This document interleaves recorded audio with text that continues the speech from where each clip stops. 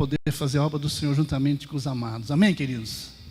Se você puder ficar em pé em reverência à palavra de Deus, abra sua Bíblia no livro de Efésios, no capítulo 1.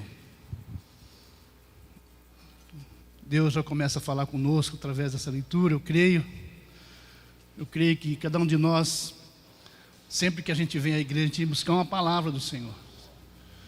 E com fé você alcança, Deus fala com você. Efésios, no capítulo 1, a partir do versículo 3. Amém? Glória a Deus.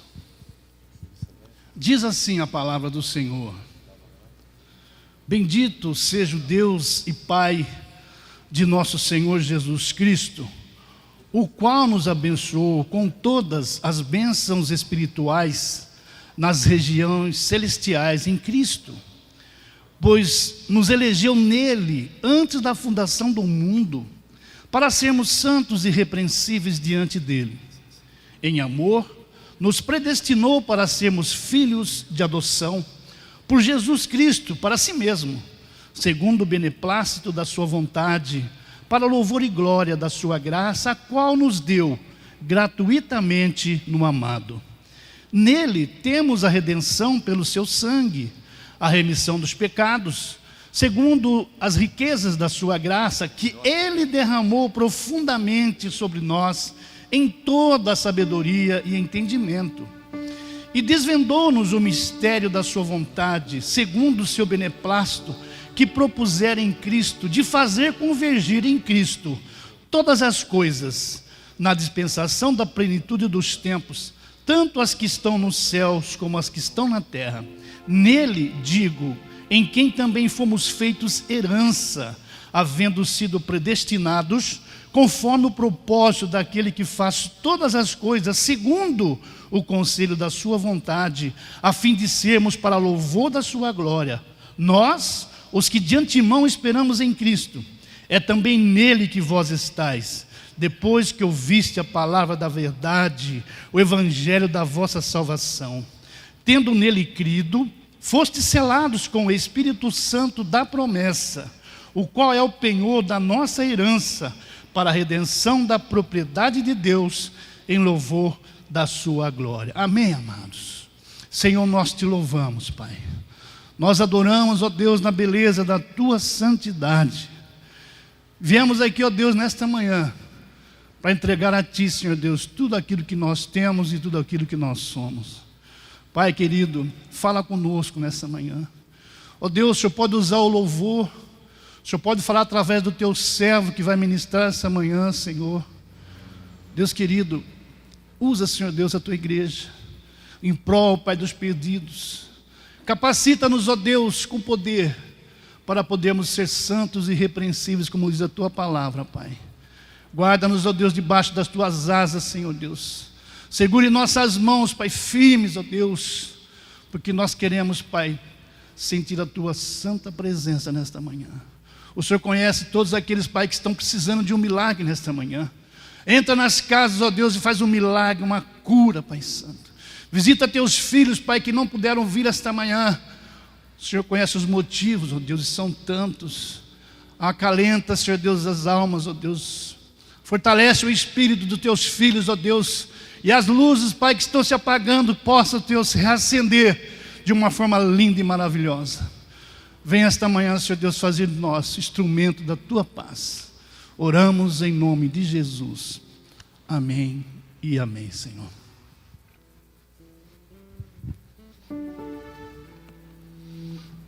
Vamos adorar o Senhor com um hino, com 2 hinos dessa manhã. O primeiro que fala sobre a face do cristão que resplandece, e não porque nós tenhamos luz própria, mas porque a luz de Jesus emana nas nossas vidas através do nosso testemunho. Amém? Amém. Brilho celeste.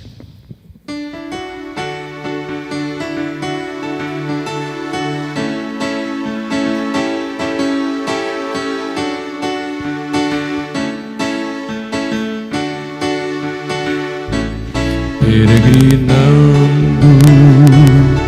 pelas montanhas, dentro dos vales, sempre na luz.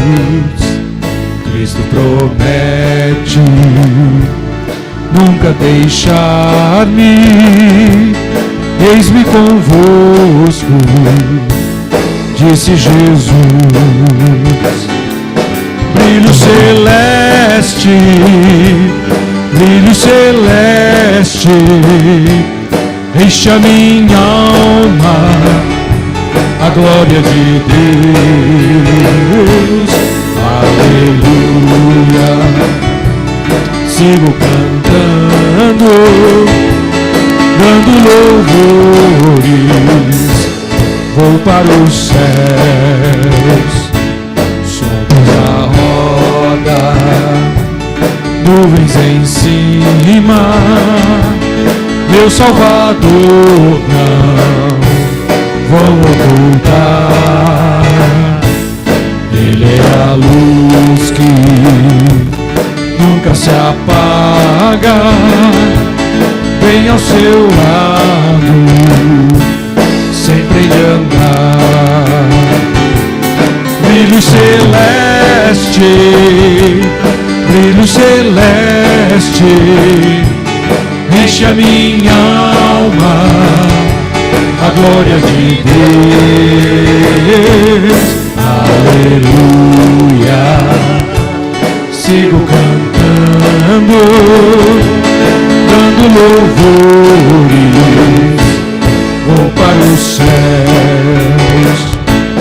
A luz bendita vai me cercando, enquanto avanço para a mansão. Mais e mais perto, o Mestre seguindo, dando louvores da salvação. Só a igreja agora, brilho celeste, vamos lá? Brilho celeste, brilho celeste, enche a minha alma, a glória de Deus. Aleluia, sigo cantando, dando louvores, vou para o céu. Brilho celeste, brilho celeste, enche a minha alma, a glória de Deus. Aleluia, sigo cantando, dando louvores, vou para os céus. Aplauda o Senhor Jesus.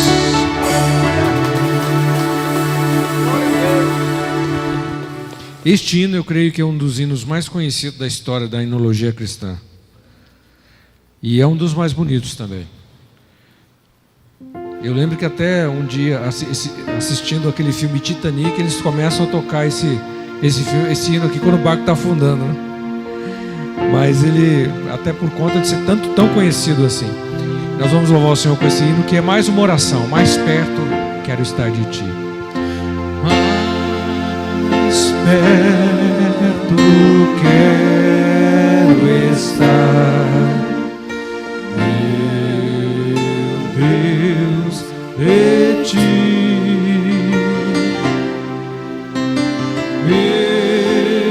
mesmo que seja dor que me una a Ti,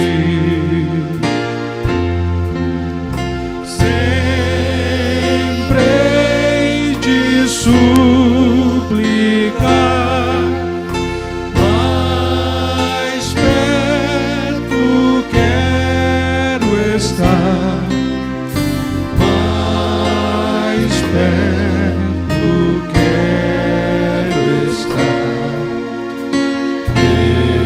meu Deus, de Ti.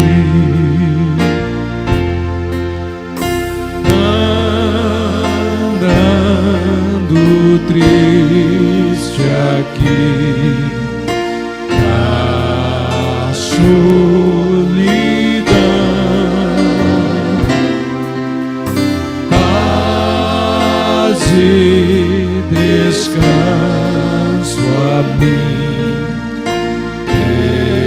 Teus braços dão. De noite vou sonhar, mais perto quero estar, mais perto quero estar, meu Deus, de ti. Minha alma vai cantar a ti, Senhor,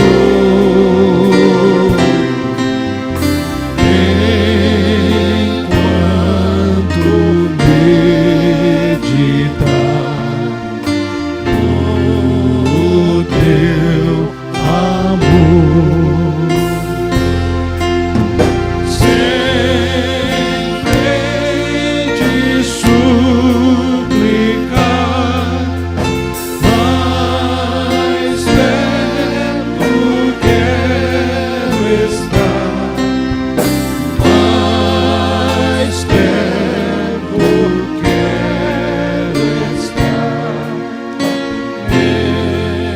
Nós vamos dizer de novo, sempre hei de suplicar, só vozes agora. Sempre hei de suplicar. Sempre hei de suplicar, mais perto quero estar, mais perto quero estar. Meu Deus, de ti. Aleluia, aplauda o Senhor. Aplauda o Senhor. Mas pode sentar, mais perto quero estar. Quem quer estar mais perto do Senhor? Ah, todos nós queremos, né, amados? Como Deus é maravilhoso. E Deus, Ele vê em cada um de nós alguém com capacidade para poder deixar nas nossas mãos essas almas que estão aí fora, que não conhecem Jesus, e muitos estão morrendo sem Cristo em suas vidas. E para que isso aconteça, existe algo que eu e você podemos fazer. Estamos investindo na obra de Deus aqui na terra. Enquanto as pessoas investem no mundo, em coisas supérfluas que vão ficar aqui, nós estamos investindo em almas que vão viver a eternidade com Deus. Esta manhã é um momento especial. Nós podemos essa manhã estar ofertando e dizimando na casa do Senhor. Podemos dar o nosso melhor, porque Ele tem dado o melhor trabalho, a melhor família, tudo Deus dá o melhor. Então esta manhã você pode fazer a sua parte, dando uma oferta bonita para o Senhor. O dízimo, nós temos um mandamento que diz: trazei os dízimos na casa do tesouro. Isso são para os membros da igreja. Os membros da igreja somos nós, que todos somos membros, os pastores também são membros, e somos nós que sustentamos o ministério da nossa igreja. Então esta manhã, coloque no seu coração o desejo de fazer o melhor para o Senhor, uma oferta bonita. Nós vamos orar, vamos passar também os nossos avisos, e nós temos também a máquina, que ela está na cantina, e você pode ir até lá, se você quiser fazer sua oferta, o seu dízimo, por esse meio. Amém, queridos? Senhor, nós louvamos o Teu nome. Somos gratos, ó Deus, por tudo, Pai, principalmente porque nós esta manhã estamos na Tua casa, ó Deus.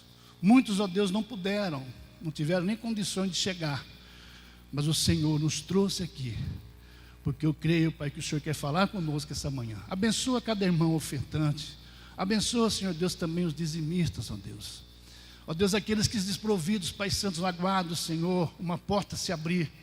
Tu és o dono de tudo, o ouro e da prata. Abre uma porta para esse irmão e para essa irmã, para que eles tenham, Senhor Deus, o privilégio de trazer na casa do nosso Deus, a casa do tesouro, a sua oferta e o seu dízimo. Oramos em nome de Jesus. Amém e amém.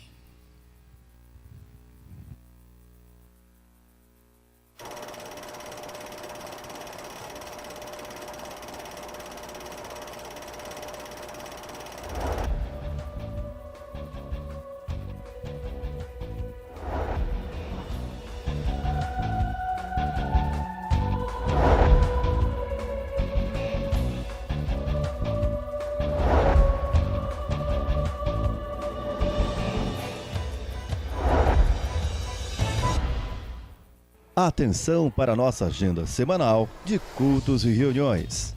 As terças estão reservadas para as reuniões de amigos cristãos. As famílias abrem suas casas para momentos de comunhão, oração e para partilharem de uma refeição. Culto de propósitos. 7 semanas de oração por um propósito. Buscando os milagres de Deus. Todas as quintas, a partir das 20 horas. Aos sábados, reuniões de jovens e adolescentes, sempre com uma programação especial para toda a galera. Dança, teatro e muita música com o sabor dos dias de hoje, às 20 horas. Todos os domingos pela manhã, a partir das 9 horas, você ouvirá os mais belos hinos da história da igreja e desfrutará de uma mensagem inspiradora que lhe ajudará a crescer na vida cristã. Às 10h10, a ministração fica por conta da Escola Bíblica Dominical, classes separadas por faixas etárias para levar o ensino cristão a todos os participantes. E aos domingos à noite, a partir das 19 horas, culto da família, louvor, adoração e comunhão. Venha fazer novos amigos e traga seus filhos para participar dos cultos infantis simultâneos. Atenção! E agora, os eventos especiais deste mês.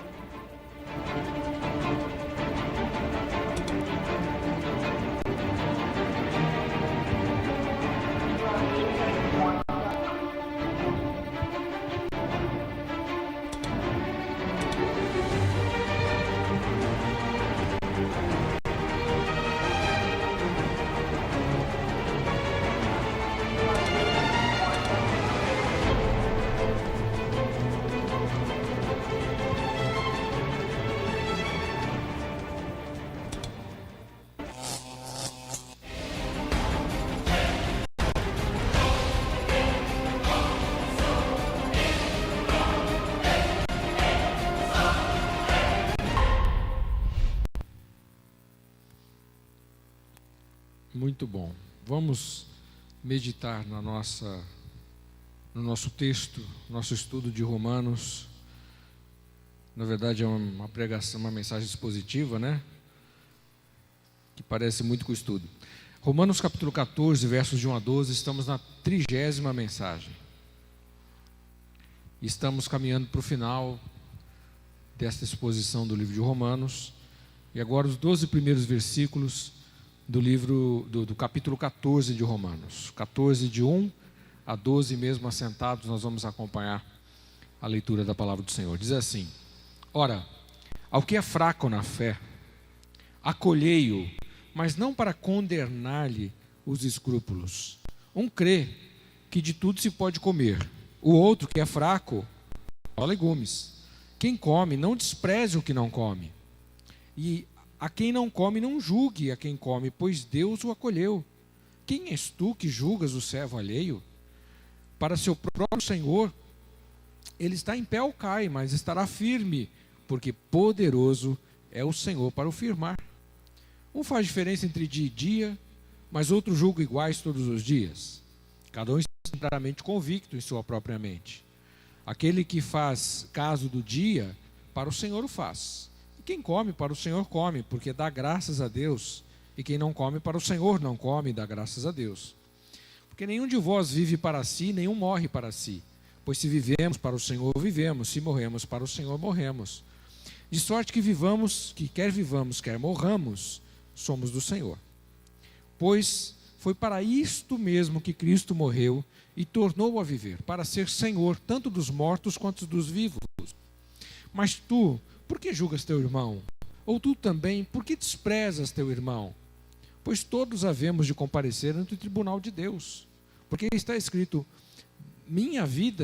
por minha vida, diz o Senhor, diante de mim se dobrará todo o joelho, e toda a língua louvará a Deus. Assim, pois, cada um de nós dará conta de si mesmo a Deus.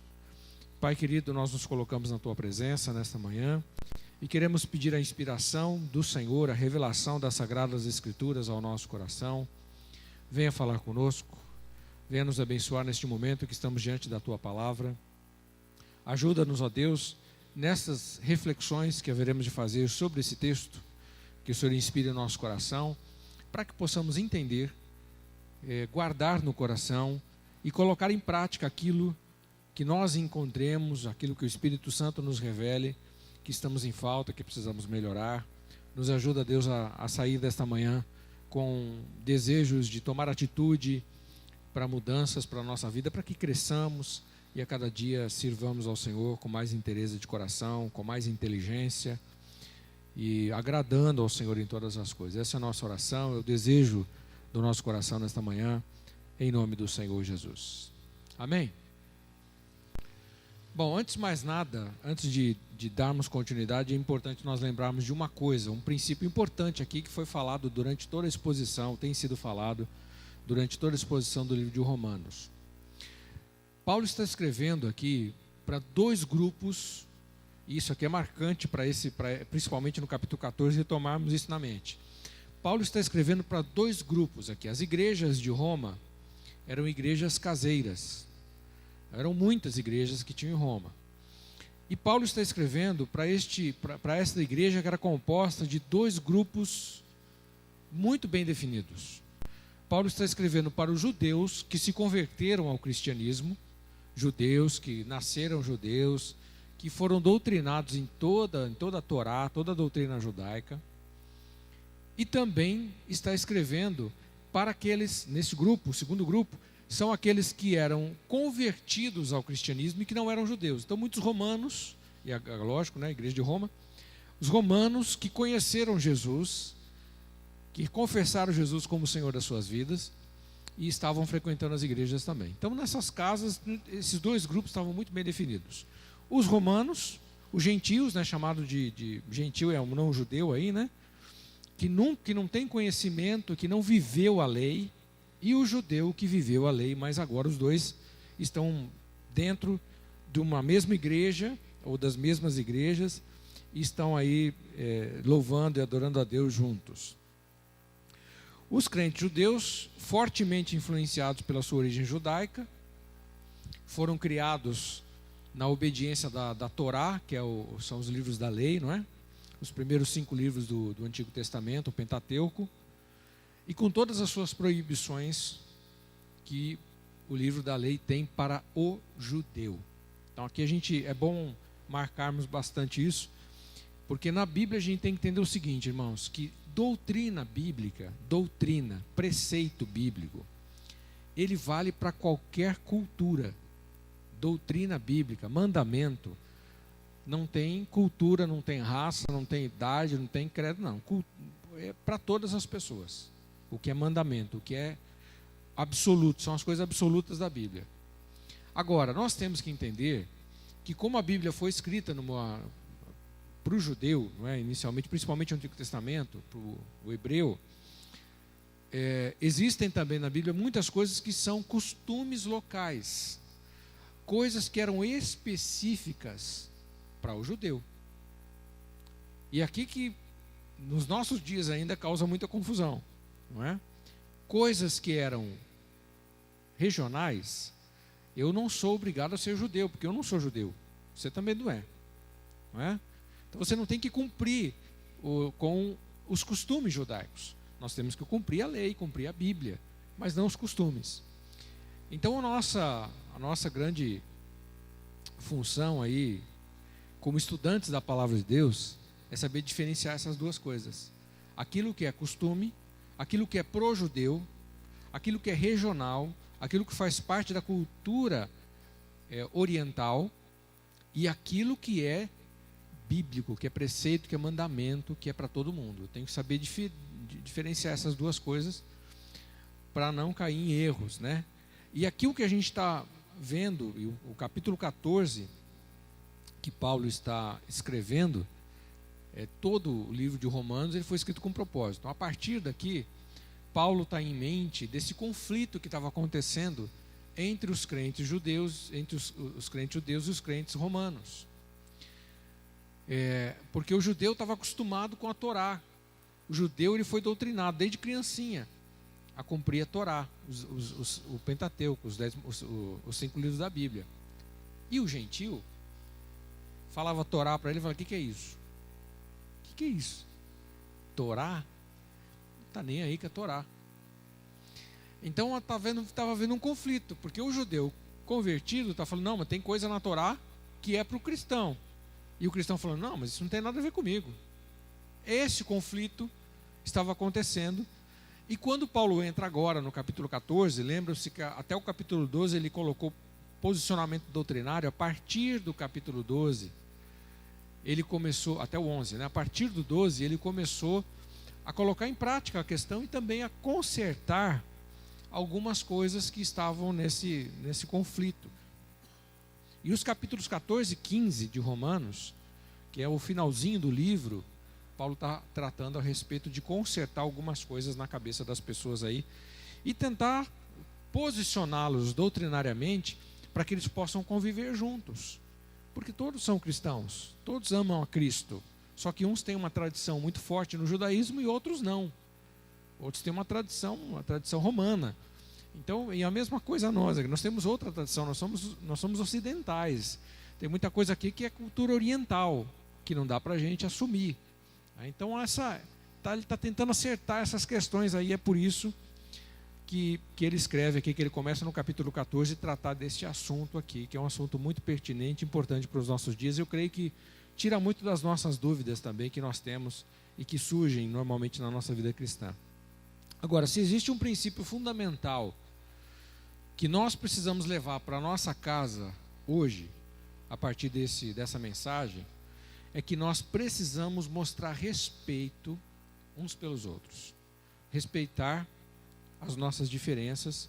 E a primeira coisa que nós vamos falar aqui no nosso estudo: se amor é atitude, comece respeitando as diferenças. Então, Paulo está escrevendo para um grupo de pessoas que têm pontos de vista diferentes. E o que Paulo está dizendo aqui, inspirado pelo Espírito Santo, para nós não fazermos, quando temos pessoas que têm diferenças de entendimento, é de não queremos fazer com que a pessoa adote a nossa posição, mas amarmos a pessoa mesmo que ela tenha uma posição diferente da nossa. É lógico que isso não se aplica a todas as coisas, né, irmãos? Lembrem-se que estamos falando de diferenças subjetivas, não de absolutos. Quando nós falamos de Bíblia, quando falamos de mandamento, falamos dos absolutos de Deus, isso é para todas as pessoas. Mas tem algumas coisas, nós vamos ver aqui, que são coisas que são secundárias. E devemos ter na nossa mente, quando pensamos nisso, tem uma frase do Santo Agostinho, que é um teólogo, foi um teólogo católico, Agostinho de Hipona, que ele dizia o seguinte, é uma frase muito interessante. Ele diz assim: nas coisas essenciais, unidade. Nas coisas secundárias, respeito. Mas em todas as coisas, amor. O que é essencial? Unidade. Quando eu estou com um irmão de uma outra denominação, você vai perceber que tem coisas diferentes entre nós, não é? Talvez o estilo de culto, a liturgia, a roupa, a forma de adorar a Deus, tem coisas diferentes. Mas você vai perceber que quando falamos de salvação em Cristo, isso é comum, todo mundo crê que Jesus é o Senhor. Isso aqui é essencial. Quando falamos a questão de santidade e pecado, que tem que viver a vida de... Todo mundo pensa do mesmo jeito, isso aqui é unidade. Então, no que nós estamos unidos, no que nós temos em comum, que é bíblico, que não tem como mexer, é unidade. Nas coisas secundárias, roupa, liturgia, cabelo, essas coisas aí, paciência e respeito pelas pessoas. Respeito, se você não crê desse jeito, eu creio de outro, respeito. Mas em todas as coisas nós temos que ter amor. Essa frase é linda, não é? Aliás, Agostinho contribuiu muito para a nossa teologia. Tem muita coisa que ele escreveu que não dá certo, mas ele contribuiu bastante. Então a gente tem que dar crédito naquilo que ele foi bom também, né? Então não adianta nas coisas secundárias eu querer forçar alguém a adotar minha posição. É secundário. Se você crê, se você está acostumado, você crê que você tem que cultuar Deus de um jeito, cultua Deus do jeito que você quiser. Eu não tenho que impor isso, porque isso é secundário. Então isso é bom ficar muito bem entendido, bem claro na nossa mente. E lembrar do versículo 13, né, do capítulo 13 que nós lemos, que Paulo disse que nós temos uma dívida impagável. Lembra? Nós falamos disso, da nossa dívida impagável. Fala dívida impagável, até arrepia, não é não? Você tem uma dívida impagável, Jesus, arrepia. Você já pensa no cartão de crédito que está devendo lá, não é isso. A dívida impagável é o amor. Ele diz lá, a ninguém devais coisa alguma, a não ser o amor. Dívida impagável. Então, a única dívida impagável que você pode ter é essa, é amar as pessoas. As outras você dá um jeito de acertar aí que vai complicar tudo, né? Então Paulo dedica os capítulos 14 e 15, que estamos aqui começando a expor, justamente para falar sobre esses dois grupos de pessoas que ele chama de fortes e fracos. Ele fala, tem um grupo de cristãos aí na igreja de Roma que é forte. E tem um grupo de cristão aí na igreja de Roma que é fraco. Quem que é forte? É o judeu ou é o gentio? Quem que é fraco?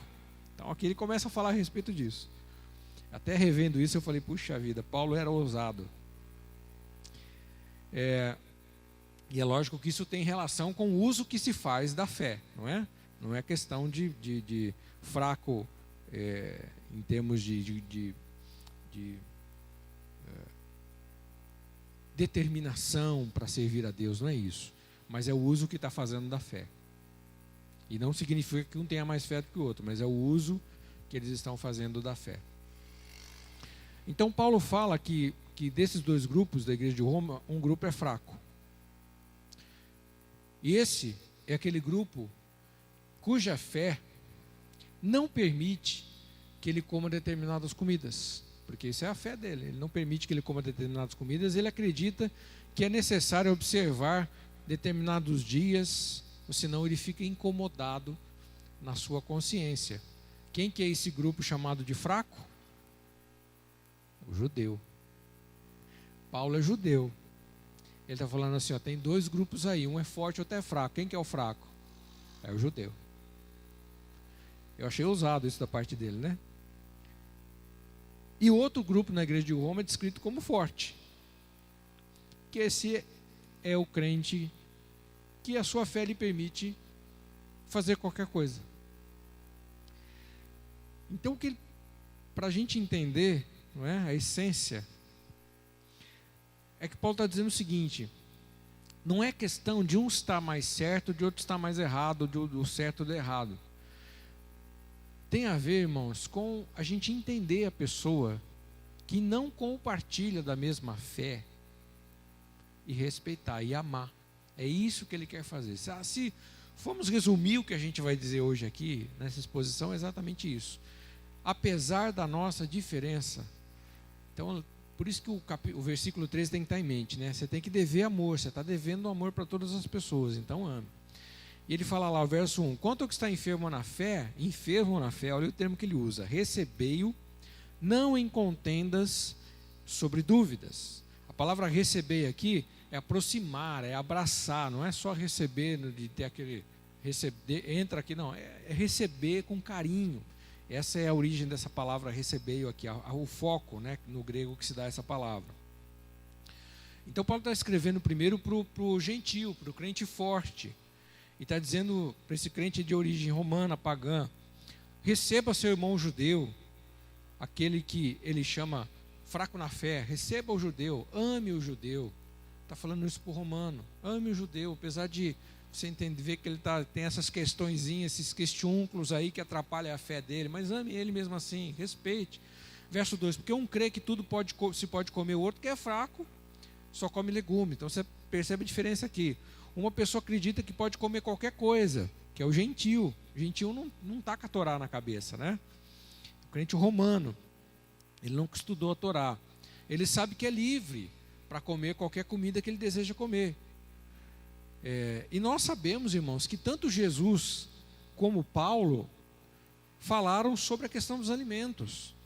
Jesus declarou limpo todos os alimentos, está lá nos evangelhos. Paulo falou a respeito disso, de alimento. Tem essa questão de alimento, que o judeu não podia comer carne de porco, o judeu tinha um monte de restrição, não podia comer determinado tipo de animal, determinado tipo de ave, ele tinha um monte de restrição. Mas quando você vai buscar essas restrições que estão na Torá, eram questões para preservar a saúde do próprio judeu, por isso que estava lá. Mas hoje, com a nossa tecnologia, principalmente nos nossos dias, então os alimentos hoje têm prazo de validade. Você vai comprar uma carne lá, você tem que ver o prazo da validade dela, tudo que você compra. Então hoje em dia, e mesmo na época de Jesus, já não tinha mais nada a ver cumprir esse tipo de coisa. Se o judeu crê, porque ele foi criado assim, que ele não podia comer esse tipo de carne de porco ou qualquer tipo de ave, se ele não podia ser estrangulado, essas coisas todas, se ele crê que é assim, respeite. Não tente mudar a posição dele, porque ele crê, mas você é livre em Cristo. Então Paulo está falando a respeito disso. Jesus declarou limpo todos os alimentos, então não tem que a gente ficar se preocupando com isso. Somos livres para comer qualquer comida que quisermos, graças a Deus. Não é verdade? Então não é questão de certo e errado, é questão de receber a pessoa, abraçar a pessoa, trazer a pessoa para perto dele, amar a pessoa mesmo sabendo que ele tem essas diferenças e respeitar. Paulo está dizendo assim: você vai chamar o crente judeu para comer na sua casa, na comunhão, você sabe que ele não come carne de porco, então não bota carne de porco na mesa, né? Faz uma picanha, quem sabe ele pode comer a picanha. É mais ou menos isso, respeita as diferenças. A gente pode trazer isso para os nossos dias, irmãos, é muito oportuno, né? Então ele chama as pessoas para conviverem, e aqui que é o foco, conviver mesmo diante das diferenças. No capítulo 15, ele vai dizer, só vou adiantar aqui, nós vamos estudar ainda, né? Suportarmos as fraquezas dos fracos. Suportar quer dizer dar suporte à fraqueza dos fracos, né? Ou seja, se coloca no lugar do outro, veja que ele tem essa restrição e ele não consegue mudar, então amém, conviva com essa diferença. E quando a gente começa a vir para o nosso arraial evangélico, você vai encontrar diferenças gritantes nas questões teológicas também, não é? Quer saber de uma muito gritante? É a questão da predestinação ou do livre-arbítrio. Muitos crentes que são amigos, amados, eu tenho pastores que são amigos, mas eles creem, pastor e parente também, né? Que crê que a pessoa é predestinada. Uns são predestinados para o céu, outros predestinados para o inferno. Respeito. Podemos caminhar juntos? Lógico, mas nós temos que respeitar a diferença. Alguns creem que o falar em línguas é evidência do batismo com o Espírito Santo. Nós não cremos. Cremos no dom, mas não cremos que é evidência. Podemos caminhar juntos? Podemos, sem problema nenhum. Porque essas coisas são subjetivas. Elas não têm a ver com a nossa salvação. Agora, todos nós cremos que Jesus é o único meio para ir para o céu. Então vamos nos unir naquilo que nós cremos. Vamos permanecer juntos no que cremos. Então, quando a gente traz isso para a nossa realidade, a gente vai entender o peso que essa palavra tem. Versos 3 e 4 fala assim: o que come, não despreze o que não come. O que não come, não julgue o que come, porque Deus o recebeu por seu. Quem és tu que julgas o servo alheio, para o seu próprio Senhor, ele está em pé ou cai, mas estará firme, porque poderoso é Deus para o firmar. Então, o que estava acontecendo lá é que o crente romano, né, ele estava desprezando aquela pessoa que não podia comer qualquer comida, que era a questão no judeu, que era uma questão de consciência para eles também, né? E aí, exatamente isso que ele está falando. Então, tenha paciência. Depois, os versos 5 e 6, nós vamos falar um pouco sobre a questão da liberdade que Cristo nos deu, né? Foi para a liberdade que Cristo nos libertou. Verso 5: um faz diferença entre dia e dia, o outro julga iguais todos os dias. Cada um esteja inteiramente seguro em sua própria mente. Então, Paulo está dizendo que, como crentes em Cristo, nós temos liberdade.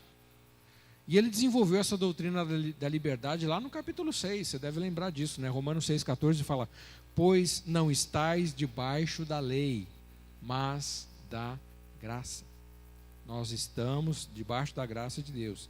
Cristianismo, irmãos, tem a ver com liberdade. Jesus fala a respeito disso. Se, pois, o Filho vos libertar, verdadeiramente sereis livres. Cristianismo tem a ver com liberdade. Agora,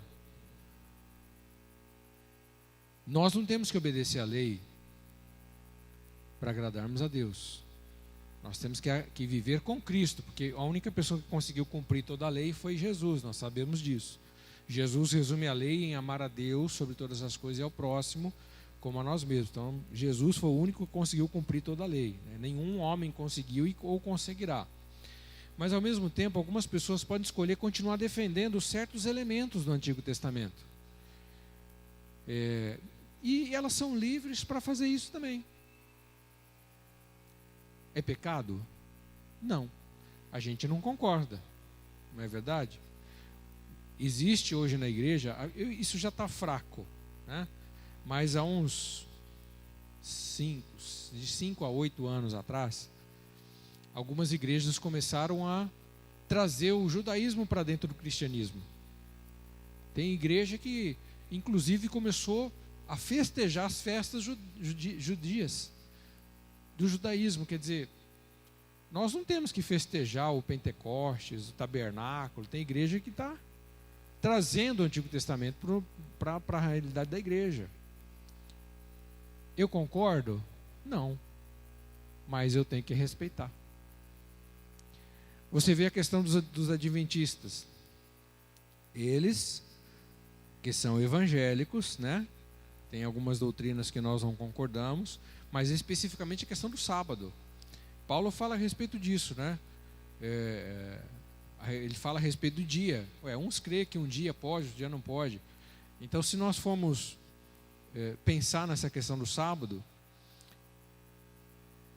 o judeu guardava o sábado.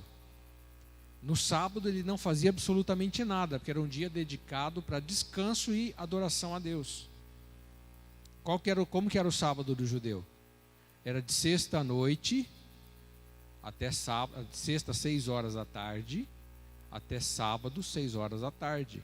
Nesse período o judeu não fazia nada, porque era um tempo que ele guardava para adorar a Deus, para ir para a sinagoga, para ir para o templo.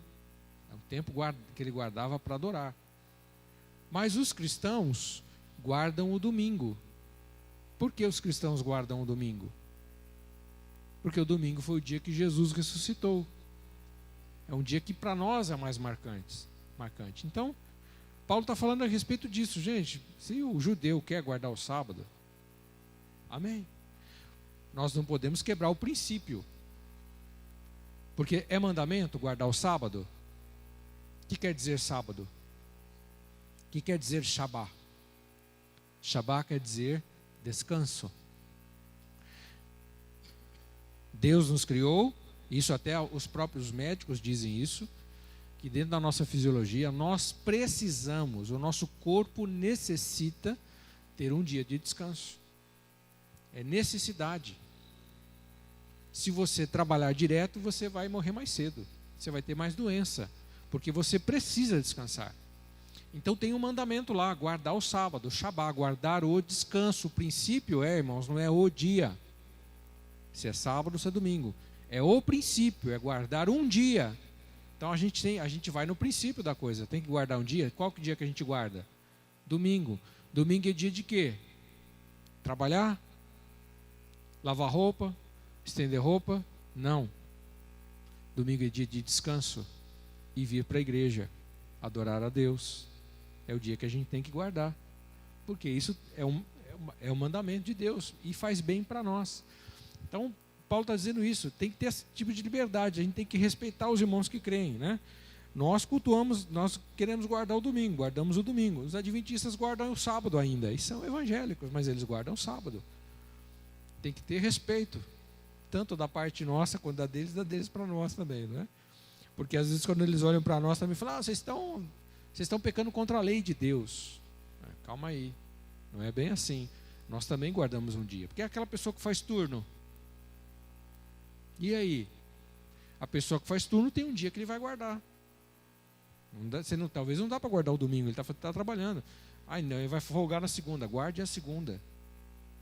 Faça desse dia o seu dia de adoração.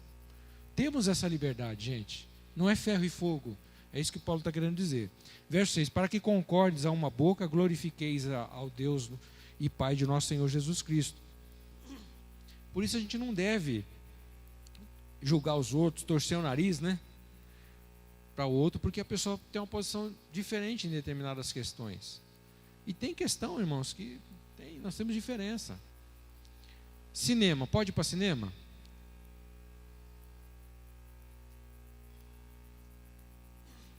A igreja do Nazareno não podia. Até uns 15 anos atrás, 20, Lúcio, não sei, por aí, né? Que mudou no manual. No manual era uma exigência. Tanto é que na nossa ficha de membresia, eu lembro, estava escrito lá, frequenta cinema? Sim ou não? Se frequenta, está disposto a deixar de frequentar? Estava lá na ficha de membro. A igreja do Nazareno antigamente não podia usar aliança, porque era vaidade. Isso aí é coisa de 40, 50 anos atrás. Os missionários, quando vieram para cá, para implantar a igreja no Brasil, tiveram uma grande dificuldade, porque chega no Brasil, eles viram que todo mundo usava aliança, que a aliança nossa não é questão de vaidade, é questão de mostrar que você tem um compromisso. Então para eles foi um choque muito grande ter que de repente vir e ter que usar aliança aqui no Brasil, a cultura. Mas não podia usar, gente. Aí o missionário voltava para os Estados Unidos, esquecia de tirar a bendita, dava problema lá, não é? Mas por quê? Tudo tem o seu contexto, tem a sua época. Quer dizer que liberou? Não, a questão do cinema, irmão, quando estava no manual lá, a questão do cinema, não é o cinema que você conhece hoje. Porque mesmo na nossa época, cinema era uma coisa complicada. O cinema que era na rua, ele é usado para quê? Para passar filme pornográfico. O cinema de rua. E graças a Deus a Universal comprou todos eles. E transformou tudo em igreja. A Universal principalmente. Ela começou a comprar tudo quanto é cinema e transformou em igreja. Esse cinema que passava filme pornográfico. Mas quando estava lá no manual da igreja do Nazareno, cinema, hoje ainda está. Mas diz o seguinte, eu não lembro, eu devia ter trazido para ler aqui. É que você tem que agora, lá no manual está assim, olha, com o advento do videocassete, que agora já não é mais, agora ninguém sabe, tem jovem que nem sabe o que é videocassete. Mas com o videocassete, com a TV a cabo, com o DVD, com a internet, você vai falar o que de cinema? A pessoa assiste na casa dela.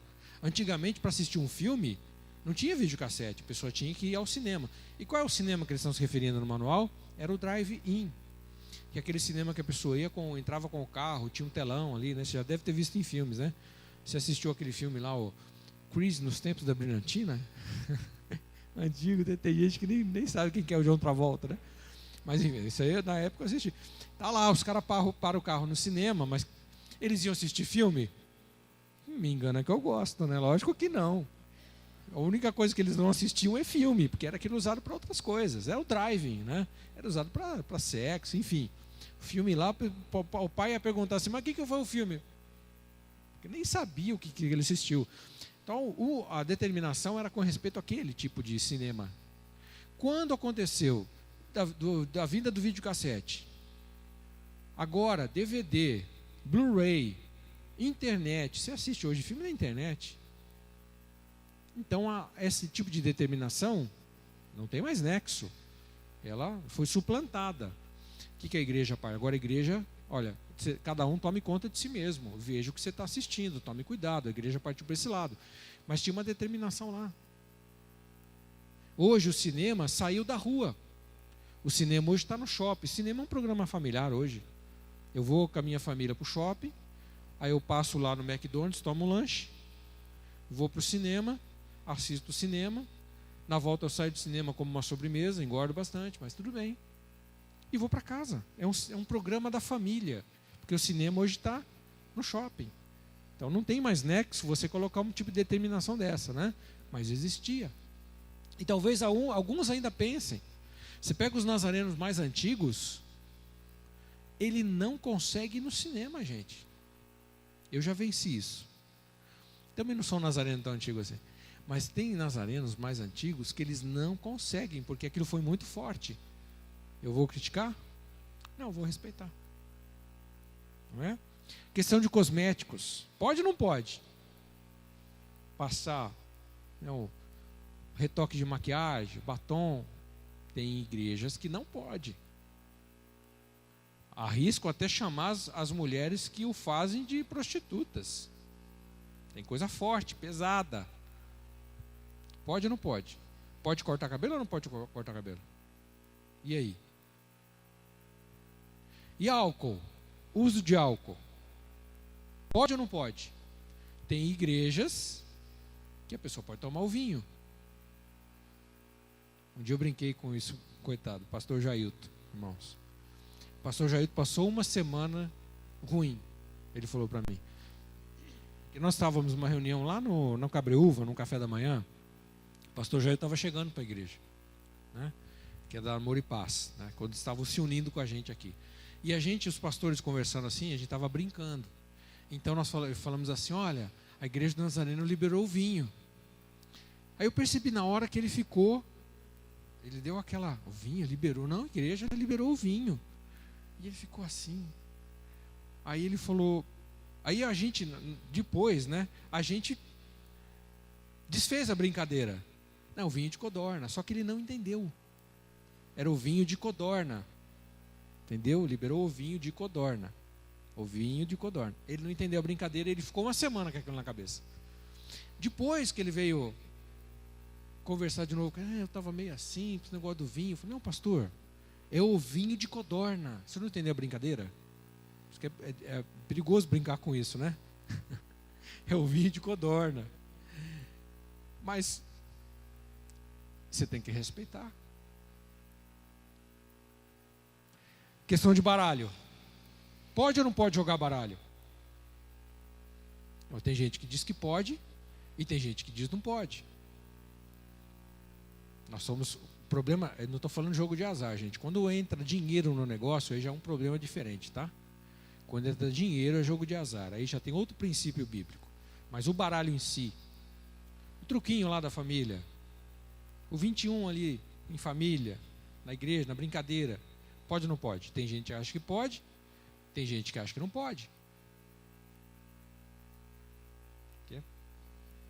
Não, o snookinho até o snookinho também, pastor, para estar lembrando aqui o pastor Sérgio. O snookinho, o snooker. Pode ou não pode? Tem uns caras que revivem a velha vida. Ó, vou pedir para mostrar o seu cotovelo, hein? Brincadeira, a gente brinca, irmãos, que a gente joga. Eu e o pastor Sérgio, a gente joga. Jogamos, inclusive, esses dias juntos na casa do meu irmão lá. A gente brinca o seguinte, irmão, você quer saber se o cara era bom de snooker ou não, você olha no cotovelo dele. Aqui, ó. Se tiver calo, por quê? Porque o cara ficava no bar assim, ó. Cotovelão ali, ó. Então ficou até calo, né? Mas pode ou não pode? Questão de roupa. Que tipo de roupa? Tem que ser só saia ou pode ser calça? Tem gente que acha que é só saia. E aí? Você vai criticar ou vai respeitar? Música. Tem alguns que acham que determinadas músicas do mundo podem ser ouvidas, outros que nenhuma pode ser ouvida. O que você acha? Em tudo, irmãos, a gente tem que respeitar. Respeitar. O limite é o pecado, certo? Mas tem muitas coisas. Música é uma questão cultural. É cultura. E aí? Música orquestrada, a música sacra, chamada sacra, de Beethoven, de Bach. A maioria desses homens aí eram crentes. Então a gente tem que saber, e aí essa discussão é uma discussão legal da gente ter, né? Você crê, você faz, mas aí tem que ter o respeito. Se a tua fé não permite, respeite a daqui a que ele permite.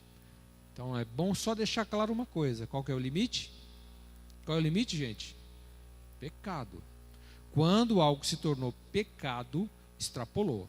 Mas tem coisas que tem uma certa tolerância aí, então a gente tem que saber tolerar também as outras pessoas, tá bom? Então lembrem-se que são questões essenciais, é isso que a gente estava falando. E a terceira e última reflexão aqui é a questão do julgamento, né? Paulo, do 7 a 12, ele fala só sobre a questão do julgamento. Que nenhum de nós vive para si, nem morre para si. Então ele está dizendo o quê?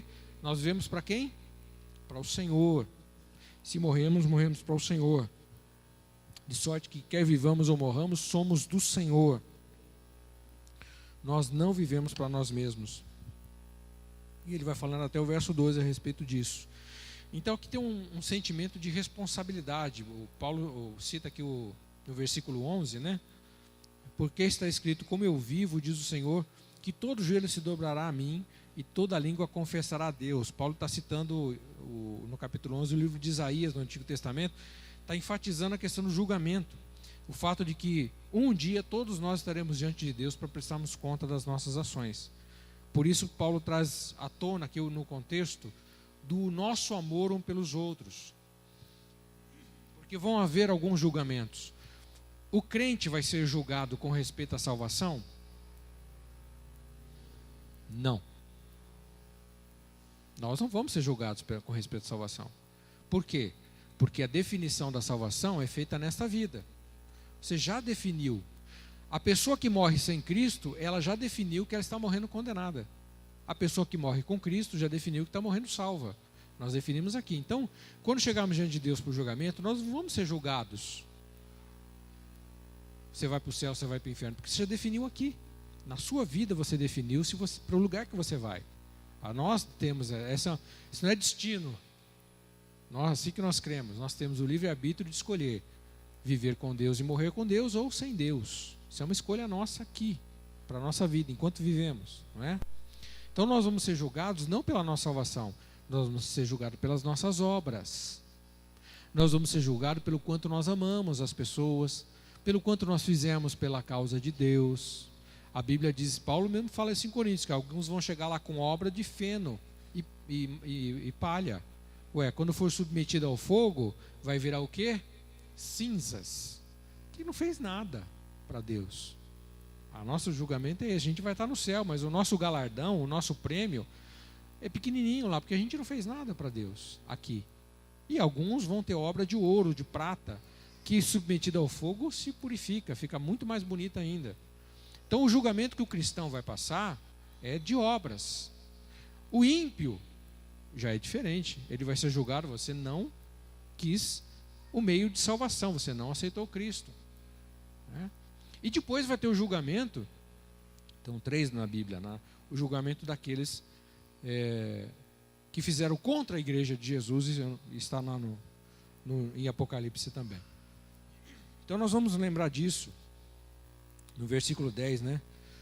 Julgarmos nosso irmão acerca de questões não essenciais, de uma maneira crítica, que os desonre, é isso que Paulo está querendo dizer, de ter desprezo pelo meu irmão porque ele pensa diferente de mim. É contra isso que nós temos que lutar. Esse tipo de julgamento, desprezar as pessoas, desonrar as pessoas, ser crítico com as pessoas demasiadamente em coisas que não são essenciais. É esse tipo de paciência, de respeito que a gente tem que ter, e é a respeito disso que o apóstolo Paulo fala, e começa esse assunto que ele abre aqui no capítulo 14, e nós vamos estender um pouquinho mais nessas semanas, nas próximas, né? Para falarmos um pouquinho dessas diferenças. Então eu creio que é um assunto bastante interessante, e não esqueça, vem todos os domingos aqui de manhã, estamos quase terminando já, né? O estudo aqui de Romanos. Então, quando nós fazemos julgamentos não amorosos, desrespeitosos, quando não somos generosos com as pessoas, temos que tomar cuidado, porque nós estamos desonrando essas pessoas, desrespeitando, faltando com amor, na verdade, esse é o termo. Então, quando Paulo fala, deva amor, esse amor ele se transforma em que tipo de atitude? Respeito. Lembra que amor é atitude? Se transforma em respeito.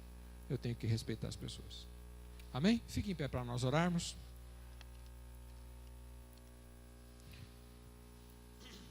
Vamos orar aqui pela taça, já terminamos o culto. Erga as suas mãos. Pai, queremos colocar diante do Senhor os pedidos que estão aqui na nossa taça de oração, te pedindo, Deus, que o Senhor, que conhece os corações, que sonda os corações, e conhece todas as pessoas e todos os pedidos que estão aqui, para que Tu abençoes, conceda, ó Deus, cada um desses pedidos aqui, que estão feitos, que estão na nossa taça de oração. Abençoa cada vida, cada circunstância que está colocada aqui, no nome de Jesus. Também pedimos a Tua bênção sobre a vida dos nossos professores, professoras que irão ministrar a aula da escola bíblica, os nossos alunos, que o Senhor abençoe cada um, Deus, para que a Tua palavra possa fluir e todos possamos aprender contigo, Pai. No nome de Jesus pedimos a Tua bênção, também sobre essa tarde de descanso, sobre a noite, o nosso culto de adoração, que o Senhor nos guarde, abençoe as nossas famílias, no nome do Senhor Jesus. Que o grande amor do nosso Deus e Pai, a graça do nosso Senhor e Salvador Jesus Cristo, a comunhão e as consolações do Espírito Santo esteja sobre a sua vida durante todo esse dia, no nome de Jesus. Amém. Tome um cafezinho, daqui a pouco bate o sinal, tá bom, irmãos? Deus abençoe a todos em nome de Jesus.